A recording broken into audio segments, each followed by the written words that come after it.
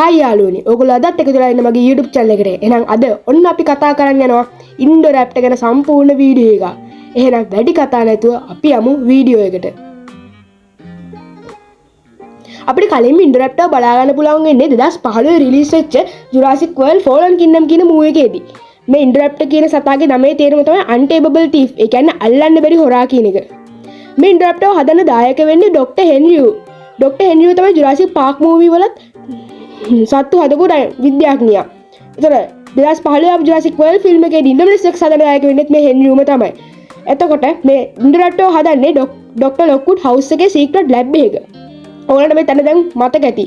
එතකොට ඉන්ඩෝරැප්ට් එක හදන්න භාවිතා කරලා තියෙන සත්තු අතරින් තුන් දෙනෙක් අපිට බලා ගන්න පුළුවන්. ඒ තමයි ඉන්ඩෝමනස් රෙක්ස්, වෙලොසිරැප්ටර් හා ස්ටෙගෝසෝරස්. ඇත්තම කිව්වොත් විශේෂ තුනක් නෙමෙයි. මොකද ඉන්ඩෝමනස් රෙක්ස් කියන්නේ සුපිරිම හයිබ්‍රිඩ් සතෙක්. එතකොට මේ ඉන්ඩෝමනස් රෙක්ස් හදන්න භාවිතා කරලා තියෙන්නේ ටීරෙක්ස්, වෙලොසිරැප්ටර්, කාඩිසෝරස්, ගිගනසෝරස්, බොජුන්ගසෝරස් වගේ සත්තු.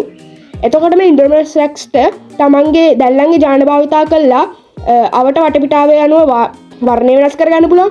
තව උෂ්ණත්වය උත්සවේදනය කිරීමේ හැකියාවකුත් මේ ඉන්ඩෝමනස් රෙක්ස්ට තියෙනවා. ඕගලන්ට ඕන නම් ඉන්ඩෝමනස් රෙක්ස්ගේ වීඩියෝ එක මට කමෙන්ට් කරන්න. මම අනිවාර්යයෙන්ම මට ඒ වීඩියෝ එක අරන් එන්නම්. හරි එහෙනම් අපි මේ කතා කරපු ඩයිනසෝරයා බිත්තරයකින් උදව්පත්දුවකු පිරිමි ඉන්ඩෝරැප්ටර් කෙනෙක්. මේ ඉන්නේ ඉන්ඩෝරැප්ටර් කියන සත්වයාගේ දල රූප සටහන. එතකොට මේ හයිබ්‍රිඩ් සත්තු කියන්නේ නැත්තම් දෙමුහුන් සත්තු කියන්නේ අතීතයේ ඩයිනසෝර් ලෝකයේ ජීවත් නොවූ සත්තු විශේෂ කොට්ටාසයක්. මේගොල්ලෝ හදන්නේ මිනිසා විසින් කෘත්‍රිමව හදන ඩයිනසෝර් කට්ටිය තමයි මේ හයිබ්‍රිඩ් ඩයිනසෝරයෝ කියන්නේ. මෙයාගේ උස වෙනවා අඩි 10ක් විතර. ඒ කියන්නේ මීටර් 3.5ක් විතර. එතකොට මෙයාගේ දිග අඩි 24ක්. ඒ කියන්නේ මීටර් 7.5ක්. එතකොට මෙයාගේ බර ටොන් එකක් විතර වෙනවා. ඒ කියන්නේ කිලෝග්‍රෑම් 1000ක් කියන එක.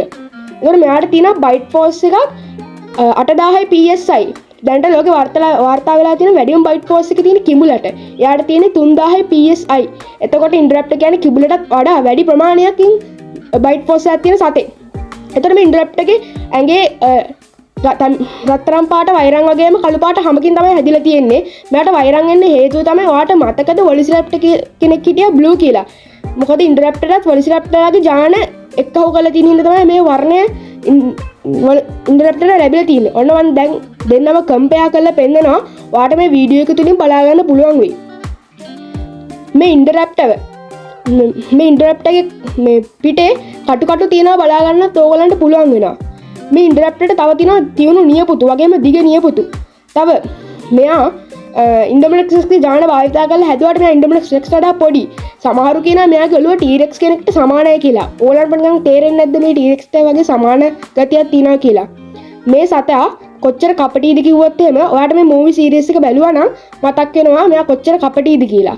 මෙයා තමන්ගේ මහපටැංගිල්ලෙන් පොළොවට තට්ටු කරනවා. ඒකට හේතුවක් තියෙනවා. ඔන්න බලන්නකෝ මේ විදිහට තට්ටු කරනවා. ඔන්න බලන්න.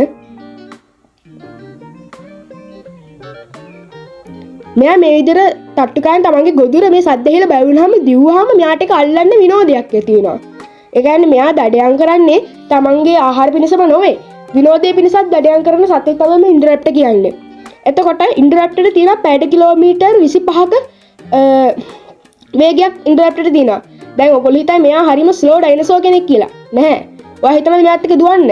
මෙයාත් එක්ක කොහොමද දුවන්න බෑ. මොකද සාමාන්‍ය මිනිහාගේ දුවන්න පුළුවන් පැයට කිලෝමීටර් 13ක් විතර. එතකොට මෙයා අල්ලන්න පුළුවන් මේ ඉන්ඩෝරැප්ටර්. එතකොට මේ අවසාන වශයෙන් මම කියන්න කැමති මේ ඉන්ඩෝරැප්ටර්ගේ දුර්වලකම තමයි අධික කෝපය.